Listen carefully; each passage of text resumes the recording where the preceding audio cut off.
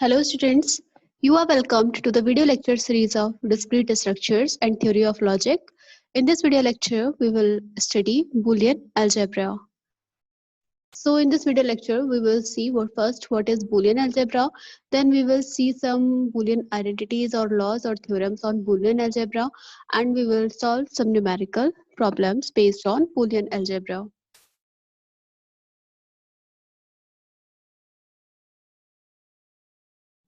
So talking about Boolean algebra is any set B. Let's say B is a set with union and intersection. Suppose with union and intersection, if a set B forms an algebraic structure.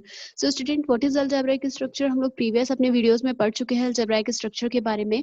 So अगर B एक set है, वो union और intersection दो operation के साथ boolean algebra कोई algebraic structure बना रहा है, और तो वो उसे हम boolean algebra बोलेंगे if elements of B obey the following laws. अगर कुछ particular laws है हमारे पास, अगर उन laws को ये algebraic structure B union intersection इन दो operations के साथ B set algebraic structure जो है वो हमारा particular rules follow करता है, तो उसे हम boolean algebra कहते हैं, जिसमें कि first B1 हमारा जो laws है वो क्या है, closure law. तो पहला लॉ कहता है क्लोजर लॉ कि आप किसी भी सेट के एलिमेंट, जो सेट बी है उस सेट के एलिमेंट्स का, लेट से दो एलिमेंट है अपने लिए B, small a and small b. Small a and small b के रिस्पेक्ट में आप यूनियन करें या फिर इंटरसेक्शन करें तो वो आपके सेट बी में बिलोंग होना चाहिए. So what is closure law? We see here for any two element A and B of B, A union B and A intersection B are unique element of B. It means A union B करे या A intersection B करे तो जो resultant होगा वो भी आपके set B में belong होना चाहिए. So this is the closure law. A union B belongs to B and A intersection B belongs to B. For all A comma B belongs to capital B. Right? Commutative law कहता है कि आप A union B करें या B union A करें, again A intersection B करें या B intersection A करें, तो आपको सेम रिजल्ट मिलेगा. Right? So this is commutative law. So B1 property is closure law, जो आपके बूलियन अलजेब्रा के लिए सेटिस्फाई होनी चाहिए. B2 property is commutative law, जो आपके बूलियन अलजेब्रा के लिए सेटिस्फाई होना चाहिए. Next comes distributive law. So distributive law is आप अगर पहले ब्रैकेट में B इंटरसेक्शन C है, उसके बाहर यूनियन A के साथ करना है, तो आपको क्या मिल जाएगा? अगर हम ब्रैकेट ओपन करें तो आपको ये डिस्ट्रीब्यूटिव, यानी कि जो यूनियन ऑपरेशन है वो इस इंटरसेक्शन पर डिस्ट्रीब्यूटिव होना चाहिए. यहाँ पर ये जो यूनियन ऑपरेशन है ये डिस्ट्रीब्यूटिव होना चाहिए इंटरसेक्शन के साथ. Similarly A intersection operation union पर डिस्ट्रीब्यूटिव होना चाहिए. अब डिस्ट्रीब्यूटिव होने का क्या मीनिंग है कि A union B intersection C करे तो आपको मिलना चाहिए A union B intersection A union C. Again यहाँ पर सेकंड लॉ देखिए इसका, A intersection B union C, तो आपको क्या मिलना चाहिए? A intersection B union A intersection C. For all A B C belongs to capital B. So this is distributive law. So हमने अभी तक तीन लॉज देखे जो आपके बूलियन अलजेब्रा के लिए सेटिस्फाई होने चाहिए. Next comes B4. B4 is existence of identity element. तो स्टूडेंट बूलियन अलजेब्रा के लिए जो हमारी दो आइडेंटिटी एलिमेंट होंगे वो क्या होंगे? पहला आइडेंटिटी एलिमेंट होगा आपका एम्प्टी सेट, दूसरा होगा universal set. Let's say empty set को हमने बोला 5 एंड हमने यूनिवर्सल सेट को बोला आई. तो ये दो आइडेंटिटी एलिमेंट में से कोई भी एक आइडेंटिटी एलिमेंट आपका एग्जिस्ट करना चाहिए. तो किस तरह से आपका रूल होगा? रूल हमारा होगा ए यूनियन फाई करें, यानी कि आप स्मॉल ए के साथ फाई करें, ए के यूनियन करें फाई यानी कि नल सेट के साथ, तो आपको ए मिलना चाहिए. आइडेंटिटी की प्रॉपर्टी ही ये होती है कि आइडेंटिटी एलिमेंट का आप किसी भी एलिमेंट के साथ ऑपरेशन परफॉर्म करते हैं तो आपको वो एलिमेंट मिलता है. Right? So A union phi equal to A and A intersection I. I means universal set. तो हमें पता है यूनिवर्सल सेट और सेट ए में अगर आप कॉमन एलिमेंट्स लेंगे, इंटरसेक्शन कॉमन को डिनोट कर रहा है, तो अगर आप यूनिवर्सल सेट और किसी पर्टिकुलर सेट का इंटरसेक्शन लेंगे तो आपको वही सेट मिलेगा. राइट? तो आपके इंटरसेक्शन के लिए आइडेंटिटी एलिमेंट हो गया यूनिवर्सल सेट और यूनियन के लिए आइडेंटिटी सेट हो गया empty set. Right? So phi is identity element with respect to union and I is identity element with respect to intersection. Now, next P5 property is complementary law. What complementary law says? A union A का complement करे. Right? It means A का complement और A का union करने पर आपको universal set मिलना चाहिए. Right? This is complementary law.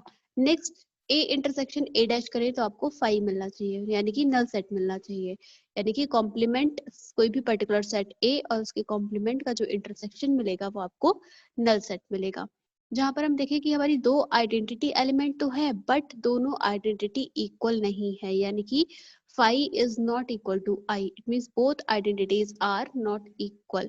तो स्टूडेंट हमने यहाँ देखा कि अगर ये 6 प्रॉपर्टी हमारी सेटिस्फाई होती हैं, अगर कोई बी सेट है, बी का जो दो ऑपरेशन है वो यूनियन और इंटरसेक्शन है, तो उसके लिए कौन कौन सी प्रॉपर्टी हुई? पहली आपकी क्लोजर प्रॉपर्टी हमने देखी, second property commutative, third property हमने डिस्ट्रीब्यूटिव लॉ देखा, fourth property existence of identity element, fifth property complementary law and six की जो आपकी आइडेंटिटी है वो दोनों इक्वल नहीं है।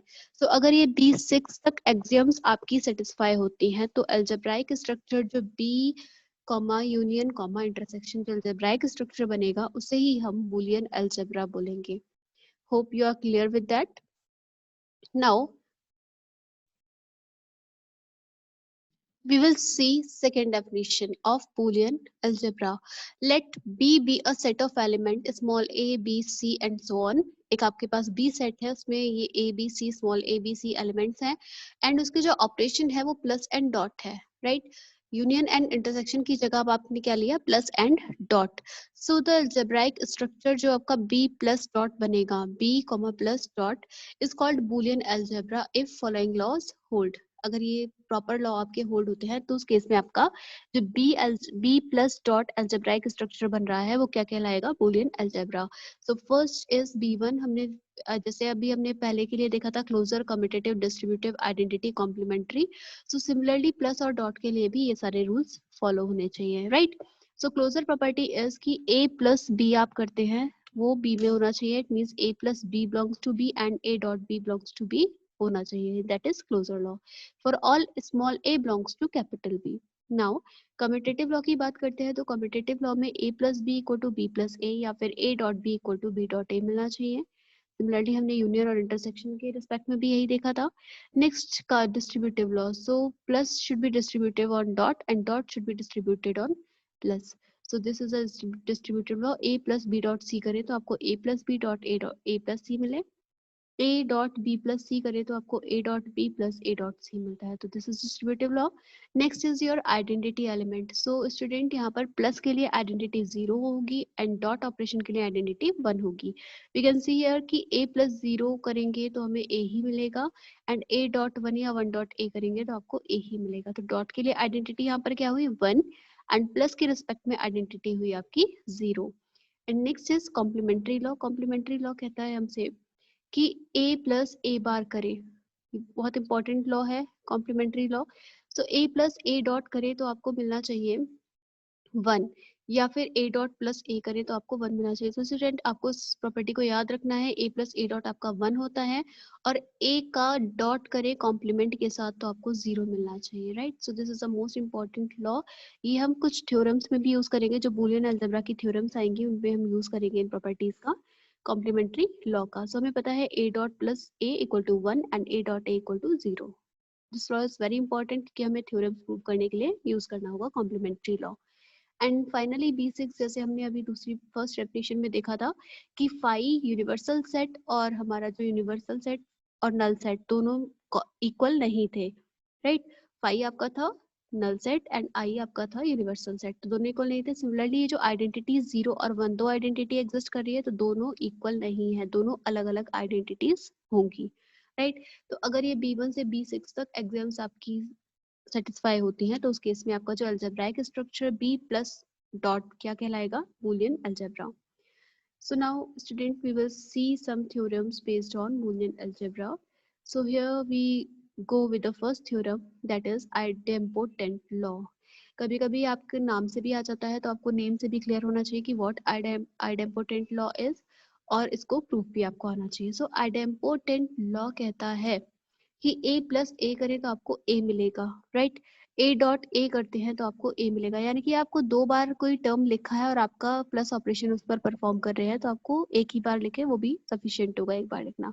सिमिलरली a डॉट ए दो बार a लिखा है तो आपको उसे a ही लिख सकते हैं। सो this is very important law, idempotent law. इसको सॉल्व करने के लिए हम देखेंगे क्या, लेट्स से हमने LHS ली, LHS में आपको दिया है a प्लस ए। अब क्या मैं इस a प्लस ए की मल्टीप्लाई 1 के साथ कर सकती हूँ? तो नेक्स्ट स्टेप में मैंने a प्लस ए में क्या किया, 1 से मल्टीप्लाई कर दी, क्योंकि हमें पता है 1 की किसी से भी मल्टीप्लाई करें तो वो आपको वही टर्म मिलेगा, राइट। तो 1 से मल्टीप्लाई करने के बाद अब हमने क्या किया, नेक्स्ट स्टेप में a प्लस ए को एज इट इज रहने दिया। और हमने अभी कॉम्प्लीमेंट्री लॉ देखा था, बहुत इंपॉर्टेंट लॉ जो हमने कॉम्प्लीमेंट्री बताया था। कॉम्प्लीमेंट्री में हमने देखा था कि 1 की वैल्यू क्या होती है। तो स्टूडेंट्स 1 को हम लिख सकते हैं a plus A bar, right. a plus A dot से भी डिनोट करते हैं और बार से भी डिनोट करते हैं, राइट। तो 1 को हमने लिखा a प्लस ए बार। अब इसको हम डिस्ट्रीब्यूटिव लॉ अगर इस पर लगाएं, राइट, तो अब जब आप इसे सॉल्व करेंगे तो ये सॉल्व करने के बाद मल्टीप्लिकेशन के बाद मिलेगा a plus A bar, right. And multiplication के बाद ए बार, यहाँ पर ये डबल ए मिला होगा, डबल ए को हमने सिंगल ए लिखा है, राइट, क्योंकि डबल ए को हम सिंगल ए लिख सकते हैं, अभी हमने देखा था। तो यहाँ पर मिला ए प्लस ए बार। तो इसको हम क्या लिख सकते हैं, कॉम्प्लीमेंट्री लॉ से अगेन ये 0 हो जाएगा ये टर्म, तो आपको क्या मिलेगा, ए मिलेगा, राइट। ये आपको ए मिल गया। नाउ अब हम देखेंगे ए इक्वल टू ए। तो हमने यहाँ पर LHS ली, LHS में दिया है ए डॉट ए में क्या हम यहाँ पर 0 प्लस कर सकते हैं, क्योंकि 0 प्लस करेंगे तो वापस से वही टर्म मिल जाएगा। अब इस 0 की वैल्यू हमने लगा दी नेक्स्ट स्टेप में ए डॉट ए बार, राइट। अब हम इसको क्या लिख सकते हैं, हम यहाँ से ए कॉमन ले लें अगर, तो ए कॉमन लेने के बाद ये ए प्लस ए बार बचेगा। यहाँ से अगर हमने पूरे टर्म, दोनों टर्म्स में से ए कॉमन लिया, तो ए कॉमन लेने के बाद एक तो आपका ये वाला ए बचेगा एंड ये वाला ए बार बचेगा, राइट। तो ए प्लस ए बार हमने कॉम्प्लीमेंट्री लॉ पढ़ा है, क्या होता है 1, ए डॉट 1 आपको मिल गया 1। So this is very important law, idempotent law. What it says that A plus A equal to A, या फिर ए डॉट ए करेंगे तो आपको ए मिलेगा, right? I hope you are clear with the idempotent law. Now we will see next theorem or next law. What it says, it is very simple law. A plus 1 equal to 1 होता है, right? तो a plus 1 equal to 1 का क्या मतलब है, हम कैसे prove करेंगे कि a plus 1 equal to 1 होता है। तो हमने LHS ली, LHS में है a plus 1। इस 1 की जगह हम a plus a बार लिख सकते हैं। तो इस 1 की जगह आप यहाँ पर देख पा रहे हैं, हमने यहाँ पर नेक्स्ट स्टेप में a plus a बार लिखा है 1 की जगह। अब हमने a प्लस ए 2 बार है तो हम उसको डायरेक्ट एक बार a लिख सकते हैं। हमने उसे एक बार a लिखा और आपके पास a बार ऑलरेडी था, तो ये आपको a प्लस ए बार मिला। नेक्स्ट स्टेप में a प्लस ए बार हमें ऑलरेडी पता है क्या होता है 1, तो आपको ये राइट हैंड साइड मिल गई, हैज दिस इज प्रूव्ड कि a प्लस 1 इक्वल टू 1 होगा। नेक्स्ट सिमिलरली इसके लिए डॉट के लिए क्या थ्योरम बनेगी, a डॉट 0 इक्वल टू 0 मिलेगा। वैसे भी हमें पता है कि 0 की किसी के भी साथ मल्टीप्लाई करने पे 0 ही मिलेगा, बट स्टिल इसके लिए प्रूफ के लिए हम देखते हैं a डॉट 0। हमने LHS ली, अब 0 के लिए हम a डॉट ए बार से डिनोट कर सकते हैं, बिल्कुल कर सकते हैं, 0 को a डॉट ए बार लिख सकते हैं कॉम्प्लीमेंट्री लॉ से। अब क्योंकि 2 बार a की मल्टीप्लाई, आइडेंपोटेंट लॉ लगाया, ये a मिल जाएगा, a dot A equal to a मिलेगा, और a बार आपका ऑलरेडी है, तो a डॉट ए बार आपका हो गया यहाँ पर 0, राइट। ये आपको मिल गई राइट हैंड साइड।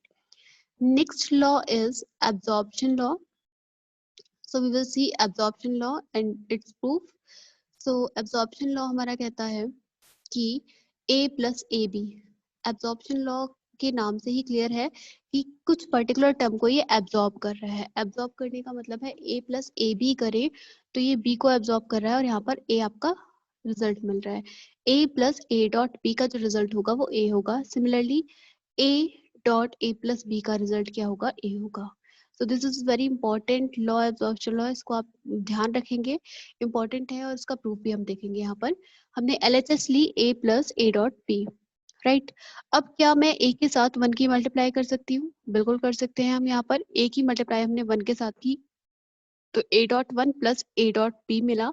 इन दोनों में से हमने a कॉमन लिया, a कॉमन लेने पर 1 प्लस बी मिला, और 1 प्लस बी हमने अभी इससे पहले वाले प्रूफ में देखा था 1 प्लस बी इक्वल टू 1 मिलता है। एंड फाइनली a डॉट 1 क्या हो जाएगा आपका a। तो हम ये देख रहे हैं कि राइट हैंड साइड की इक्विवेलेंट मिल गया, hence absorption law proved. Next similarly इसका जो सेकंड वर्जन है उसको भी देखते हैं। a dot A plus B हमने LHS ली। अब हम क्या इस वाले a में, इस वाला जो ये वाला जो टर्म है a, इसमें हम क्या 0 प्लस कर सकते हैं, क्योंकि आपको यही टर्म मिल जाएगा 0 प्लस करके। तो हमने इसमें a प्लस 0 लिखा और इस टर्म को a प्लस बी रहने दिया। नाउ अब हम जब मल्टीप्लाई करेंगे तो आपको मिलेगा a प्लस 0 बी, राइट। तो a प्लस 0 बी और 0 डॉट बी क्या मिलेगा आपको 0।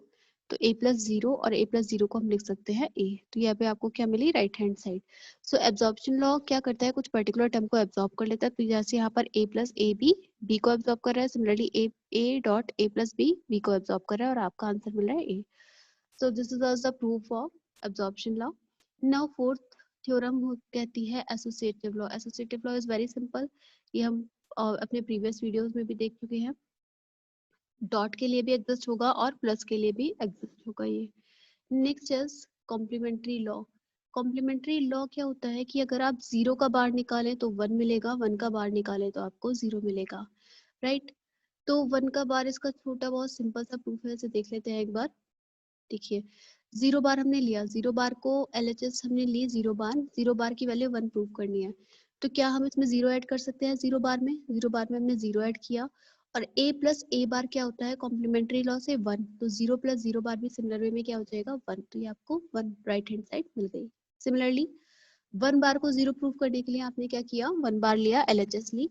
अब इस वन बार की मल्टीप्लाई हम वन के साथ कर सकते हैं, तो हमने वन की मल्टीप्लाई की वन बार के साथ। और वन डॉट वन बार आपको क्या मिला, one dot one bar, A dot A bar zero होता है तो one dot one bar zero मिला।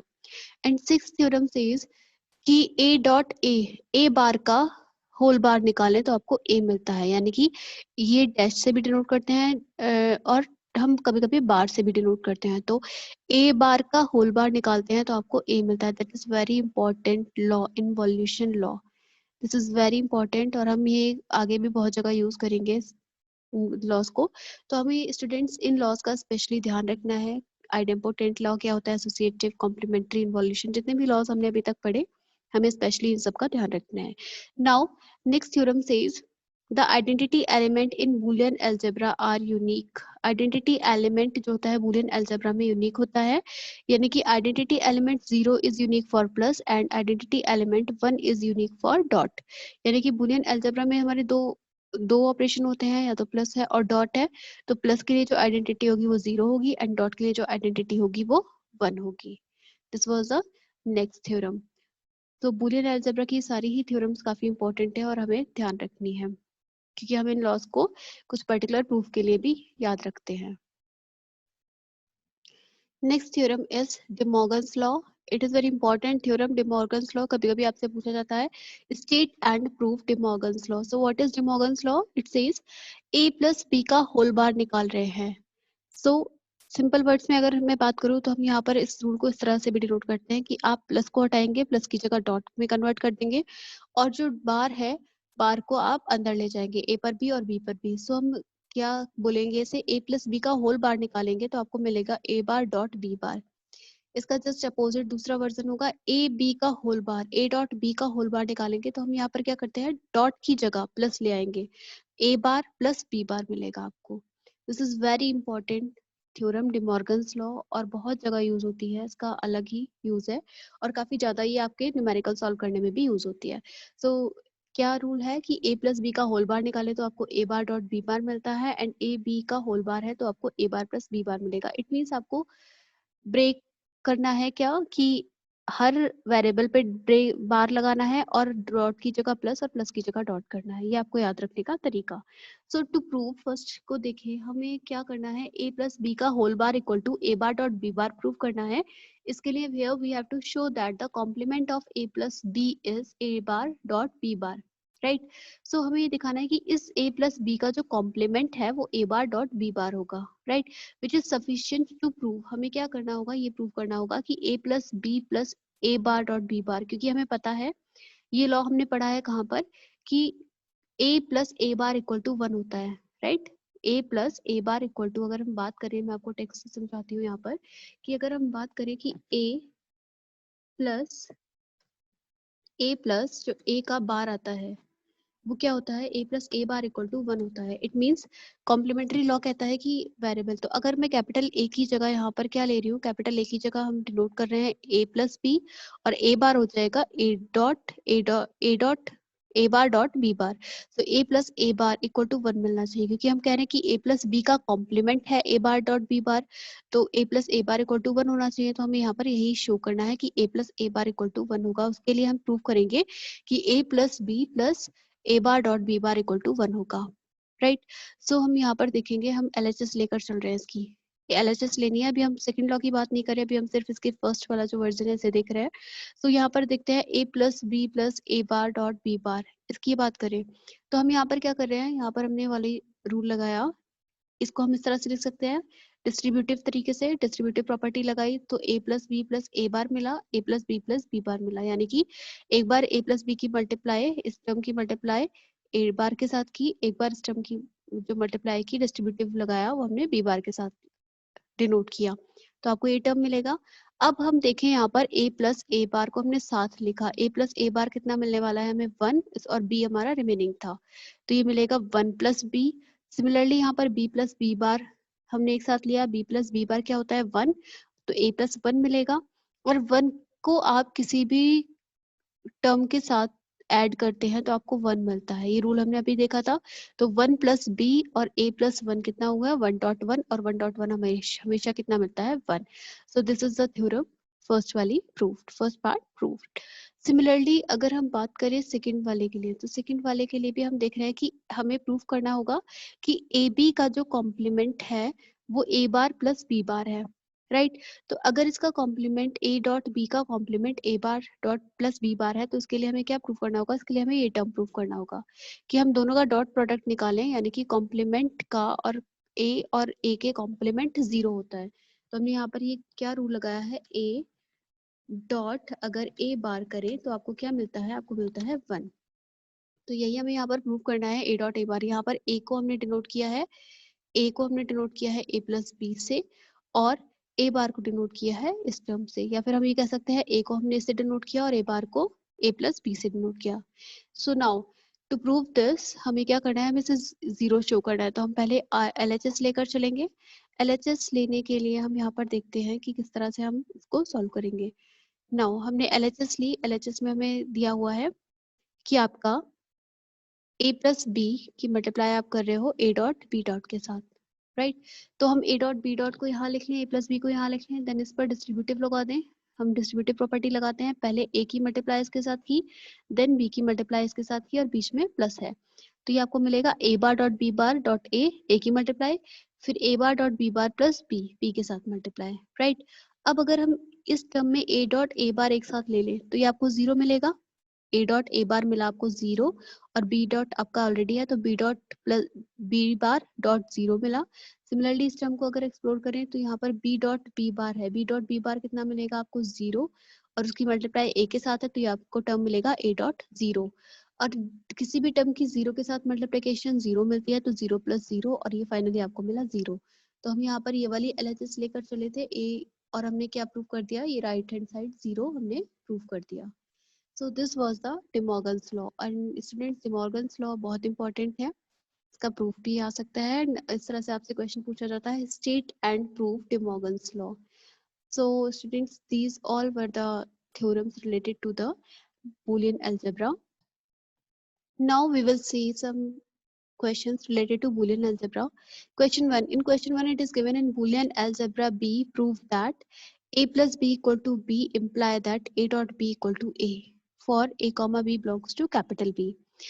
नाउ स्टूडेंट्स, इस तरह के क्वेश्चंस प्रूव करने के लिए हमें जितनी भी बूलियन अलजेब्रा या बूलियन अलजेब्रा के लिए जितने भी हमने लॉज पढ़े या उसकी थ्योरम्स पढ़ी वो हमें क्लियरली पता होनी चाहिए, विदाउट, क्योंकि बिना आप थ्योरम्स के जाने इन क्वेश्चंस को सॉल्व नहीं कर पाएंगे, राइट।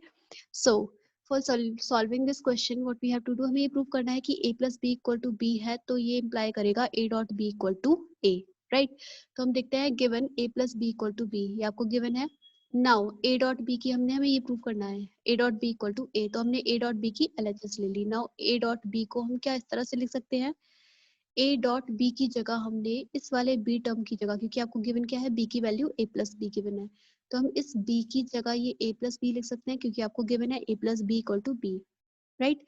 तो हमने b की जगह a प्लस बी लिखा, फिर देन हमने इसको ब्रैकेट ओपन करके हमने मल्टीप्लाई की a dot a plus a dot b, a dot a को हम a ही लिख सकते हैं और आइडेम्पोटेंट लॉ से, और a डॉट b आपको एज इट इज मिला, राइट। एंड देन यहाँ पर a plus a dot b, देखिए स्टूडेंट्स मैंने आपको इसलिए ही बोला था कि यहाँ पे हमें रूल क्लियरली पता होने चाहिए, क्योंकि विदाउट रूल के जाने आप इसको आगे सॉल्व नहीं कर सकते थे। अगर आपको रूल नहीं पता होता तो हम यहाँ पर कौन सा रूल लगाया है, a प्लस ए बी, यहाँ पर लगाया क्योंकि b एब्जॉर्ब कर दिया हमने, a प्लस ए बी में हमने एब्जॉर्प्शन लॉ लगाया, और by absorption law a plus A B कितना मिला आपको, a, right. So we can say कि हम a डॉट b लेकर चले थे और हमने इसको a प्रूव कर दिया using this identity a plus b equal to b। Hence we can say if a plus b equal to b, then it will imply that a dot b equal to a. So this was the solution। बहुत easy और बहुत छोटा question है, but ये आप तब तक नहीं कर पाएंगे जब तक आपको लॉज याद नहीं है, यानी कि आपको थ्योरम्स या रूल्स क्लियरली नहीं पता है, तो आपको इसे सॉल्व करने में प्रॉब्लम होगी, right. Now we will see next question, and it is given that show that a if a plus x equal to b plus x and a plus x bar equal to b plus x bar, then a equal to b, right. हमें ये prove करना है कि a और b equal होगा, right. So हमें क्या करना है, since a equal to, since हम जानते हैं a को हम a प्लस जीरो लिख सकते हैं, और इस जीरो की जगह हमने x प्लस एक्स बार लिया, कॉम्प्लीमेंट्री लॉ से x डॉट एक्स बार क्या मिलेगा आपको, जीरो। तो जीरो की जगह हम x डॉट एक्स बार लिख सकते हैं, हमने लिखा। देन हमने यहाँ पर कौन सा लॉ लगाया, distributive law, a plus X और a प्लस एक्स बार हमने लगाया, तो ये मिला a plus X dot a plus X bar. अब हम क्या इसे b प्लस एक्स और b प्लस एक्स बार लिख सकते हैं, क्योंकि a प्लस एक्स और a प्लस एक्स बार है, तो हमने b प्लस एक्स बार लिया। अब इसको हम लिख सकते हैं b प्लस एक्स, क्योंकि हमने यहाँ पर क्यों लिखा, a प्लस एक्स को हम b प्लस एक्स लिख सकते हैं, राइट। और a प्लस एक्स बार आपको क्या गिवन है, b प्लस एक्स बार गिवन है, तो हमने a प्लस एक्स बार की जगह b प्लस एक्स बार लिखा। अब हम इसको अगर सॉल्व करेंगे तो हमें b plus X dot X bar मिलेगा, और x डॉट एक्स बार हमें पता है क्या होता है, जीरो। सो ये टर्म मिला b प्लस जीरो, और b प्लस जीरो हमेशा क्या होगा, b। तो हमें पता था कि हमें प्रूफ क्या करना है, a इक्वल टू b हम लेकर चले थे, सिंस a से हमने स्टार्ट किया था और हमें रिजल्ट क्या मिला, b। So we can say कि a इक्वल टू b होगा इस केस में। तो स्टूडेंट बहुत सिंपल क्वेश्चन है, बट यहाँ पर भी लॉ लगा है, तो आपको ये लॉस पता होनी चाहिए for solving this type of questions. So I think you are clear with the concept of Boolean algebra and with its laws. So thank you so much students for watching this video.